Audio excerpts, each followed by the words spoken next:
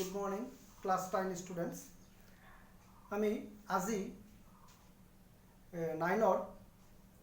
Page number 101 উপপাদ্য 6.1 সম্পৰ্কে আলোচনা কৰিম বা এটো আমি আজি বুজিম যে বিপ্ৰতীপ হিৰ্জক কোণবিলাক যে সমান হয় হেতু আমি প্ৰমাণ কৰি দেখাব লাগে। আমি জানো বিপ্ৰতীপ হিৰ্জক কোণবিলাক সমান হবয়ে, তো কেনে কৰি সমান হয় হেতু আমি আজি শিকিম। ইয়াৰ আগৰ ভিডিঅ'ত আমি শিকিছিলোঁ কোণবিলাকৰ সম্বন্ধে জানিছিলোঁ,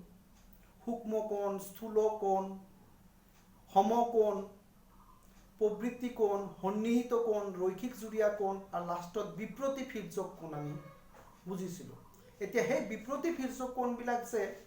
সমান হয় হেতু আমি শিকিব লাগিব, আৰু ইয়াৰ পিছত এই বিপ্ৰতীপ হিৰ্জক কোণবিলাক যে সমান হয় এইটোৰ সহায়ত আমি পিছৰ জ্যামিতিবিলাক সমস্যাবিলাক সমাধান কৰিব লাগিব। তো আমি স্টাৰ্ট কৰোঁ 6.1 উপপাদ্য 6.1 তোমালোকে পেজ এটো লাভ পাৰা 6.1 পেজ তাতে দিয়া আছে কোশ্চেনটো, যদি দুডাল ৰেখাই পৰস্পৰ কটাকটি কৰে তেনেহলে বিপ্ৰতীপ হিৰ্জক কোণবিলাক সমান। যদি দুডাল ৰেখাই পৰস্পৰ কটাকটি কৰে তেতিয়াহলে বিপ্ৰতীপ হিৰ্জক কোণবিলাক সমান হ'ব, এটো আমি প্ৰমাণ কৰিব লাগে। তো কোশ্চেনটো এনেকা থাকিব, প্ৰমাণ কৰা যদি দুডাল ৰেখাই পৰস্পৰ কটাকটি কৰে তেন্তে বিপ্ৰতীপ হিৰ্জক কোণবিলাক সমান। এতিয়া আমি দুডাল ৰেখা পৰস্পৰ কটাকটি কৰে, দুডাল ৰেখা আঁকিম আমি AB আৰু CD পৰস্পৰ কটাকটি কৰিছে আৰু কটাকটি কৰা বিন্দুটো আমি দিছো O বুলি। তো বিশেষ সূত্র আমি লিখিম, দুডাল রেখা কেনেকৈ লিখিব লাগিব, কোশ্চেনটো পঢ়ি আমি চিত্ৰটো অঙ্কন কৰিব লাগিব, দুডাল ৰেখা আঁকিব লাগিব, আঁকিছো, দুডাল ৰেখাৰ নামাকৰণ কৰিব লাগিব, কৰিছো, দুডাল ৰেখাই পৰস্পৰ O বিন্দুত কটাকটি কৰিছে হেতু আমি দিছো। এইখিনি আমি এতিয়া লিখিব লাগিব। ধৰা হল AB আৰু CD দুডাল ৰেখাই O বিন্দুত কটাকটি কৰিছে। ইয়াৰ ফলত কি হৈছে, ইয়াৰ ফলত দুইজোৰ বিপ্ৰতীপ হিৰ্জক কোণ উৎপন্ন হৈছে। আৰু হেইবোৰ কি কি এতিয়া চাবা, ইয়াতে এটা হল AOD আৰু ইয়াৰ বিপ্ৰতীপ কোণটো হল এটো BOC, আৰু এটা বিপ্ৰতীপ হিৰ্জক কোণ AOC, ইয়াৰ বিপ্রতীপ কোণটো হল BOD। এইটো আমি লিখিছো ইয়াতে AOC, এইটো কোণ AOC আৰু BOD। দুই নম্বৰ AOD আৰু BOC। এটা প্ৰমাণ কৰিব লাগে যে বিপ্ৰতীপ হিৰ্জক কোণবোৰ সমান, এটো প্ৰমাণ কৰিব লাগে। প্ৰমাণ কৰা, আন্ডাৰলাইন কৰা খিনি চাবা, প্ৰমাণ কৰা বিপ্ৰতীপ হিৰ্জক কোণবোৰ সমান হয়।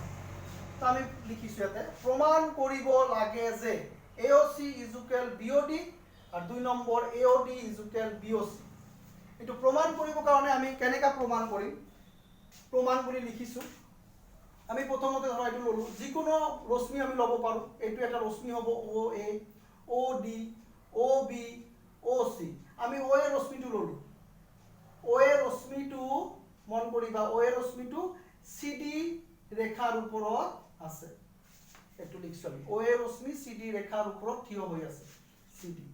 তো ইয়াৰ ফলত কোণ দুটা, কোনটো কোনটো কোণ হ'ব, এই দুটা কোণ উৎপন্ন হৈছে।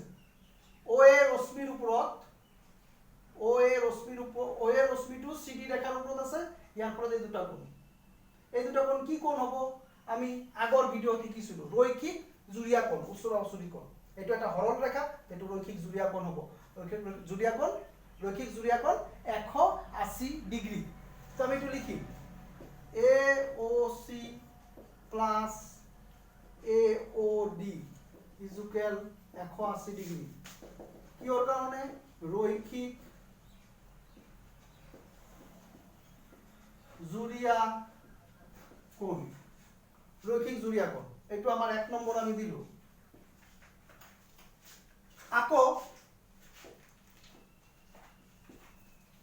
আকৌ আমি এতিয়া লিখিম OD ৰশ্মি OD ৰশ্মিটো কাৰ ওপৰত আছে চোৱা AB ৰ ওপৰতে AB ৰেখাৰ ওপৰত থিয় হৈ আছে তো ইয়াৰ ফলত এই দুটা কোণ চাবা এতিয়া এইটো কোণ আৰু এইটো কোণ OD AB ৰ ওপৰত থিয় হৈ আছে তেতিয়াহলে এইটো ৰৈখিক জুৰীয়া কোণ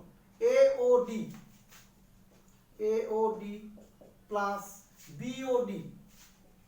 180 ডিগ্ৰী কিয় 180 ডিগ্ৰী ৰৈখিক জুৰীয়া কোণ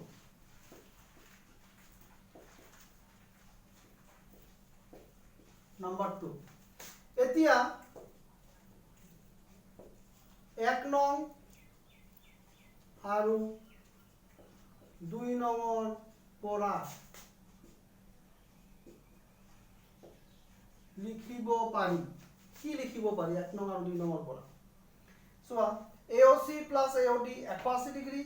AOD আৰু BOD 180 ডিগ্ৰী অৰ্থাৎ এই দুটা সমান হ'ব এই দুটা ডিগ্ৰীও 180 ডিগ্ৰী এই দুটা কোণৰ ডিগ্ৰীও 180 ডিগ্ৰী তো AOC plus AOD is equal AOD plus BOD AOD cancel AOC is equal BOD আমি কি পালো AOC মানে এইটো কোণ AOC এই কোণটো কাৰ সমান হৈছে BOD এইটো কোণৰ সমান হৈছে মানে বিপৰীত কোণ সমান এইটো প্ৰমাণ হ'ল AOC BOD ৰ সমান প্ৰমাণ কৰিব দিছিল প্ৰমাণ হ'ল একেদৰে আমি এই দুটা কোণ প্ৰমাণ কৰিব পাৰো AOD is equal BOC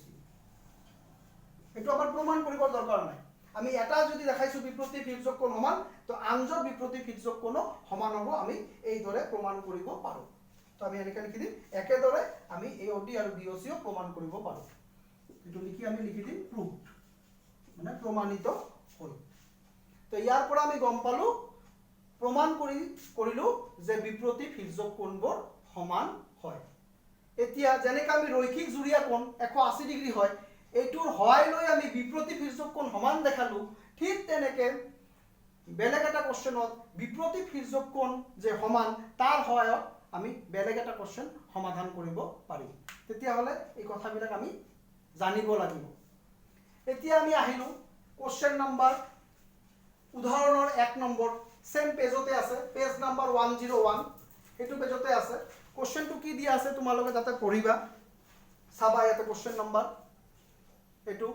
PQ আৰু RS ৰেখা দুডালে পৰস্পৰ O বিন্দুত কটাকটি কৰিছে দুডাল ৰেখা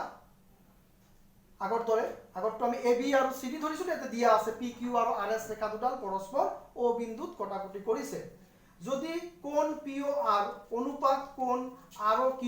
is equal 5:7 তেনেহলে সকলোবিলাক কোণ নিৰ্ণয় কৰা চিত্ৰটো দিয়া আছে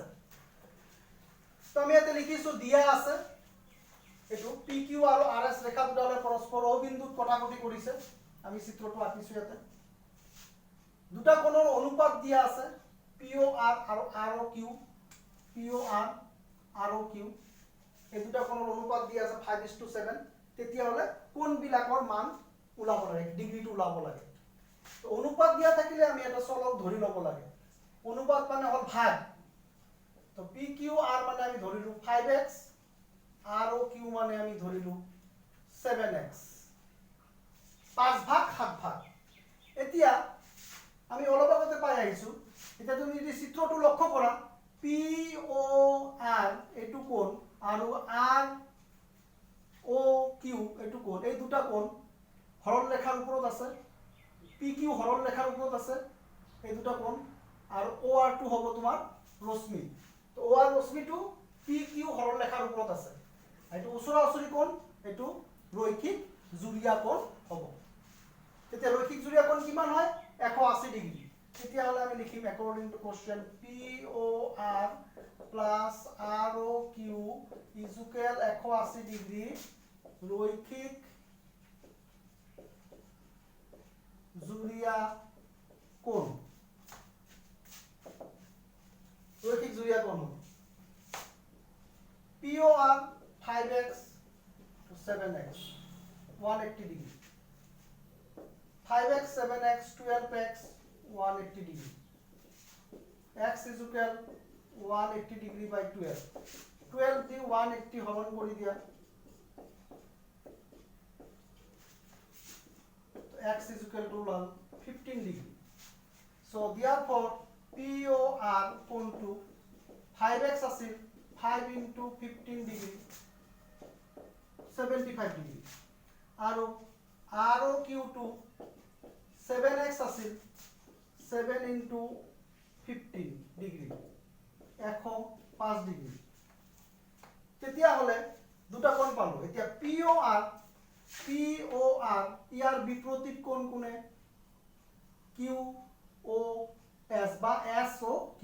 আমি অলপ আগতে প্ৰমাণ কৰিলো বিপৰীত কোণ বিলাক কি হয় সমান হয় তেতিয়া হলে আমি লিখিম POR is equal SOQ is equal 75 degree কিয় সমান বিপৰীত হিৰ্জক কোণ ঠিক তেনেকে ROQ এইটো কোণ ইয়াৰ বিপৰীত কোণ কোনটো হল POS তো ROQ মানে কিমান আছিল 105 ডিগ্ৰী তেতিয়া হলে POS 105 ডিগ্ৰী হ'ব কাৰণ দুটা বিপৰীত হিৰ্জক কোণ তেনেকৈ আমি কোণবিলাক ওলালো সো ইয়াত আমি বিপৰীত হিৰ্জক কোণ যে সমান ইয়াৰ সহায় লৈ আমি কোণবিলাক ওলালো ৰৈখিক জুৰীয়া কোণ 180 ডিগ্ৰী এটোৰ সহায় ললো প্লাস বিপৰীত হিৰ্জক কোণবিলাক যে সমান ইয়াৰো সহায় ললো আমি তো কথাবিলাক যদি আমি ক্লিয়াৰলি জানো কোনটো ৰৈখিক জুৰীয়া কোণ কোনবিলাক বিপৰীত হিৰ্জক কোণ তেতিয়া হলে অংকবিলাক কৰোতে আমাৰ কোনো প্ৰবলেম নহব তো সকলোবিলাক কোণ নিৰ্ণয় কৰিব দিছিল আমি সকলোবিলাক কোণ ওলাই চাৰিটা কোণ আমি ওলাই দিলো দুটা কোণ 75 ডিগ্ৰী আৰু বাকি দুটা কোণ 105 ডিগ্ৰী তো আশা কৰিম তোমালোকে দুটা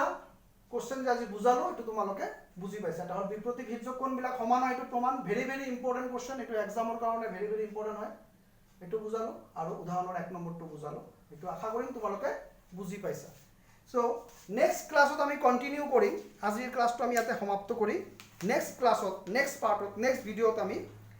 অনুকলনী 6.1 তোমালোকে অলপ চাই ৰাখিবা 6.1 ৰ 1 নম্বৰ 2 আৰু 2 নম্বৰটো আমি কৰিম next class of 1 and 2 অনুকলনী 6.1 okay thank you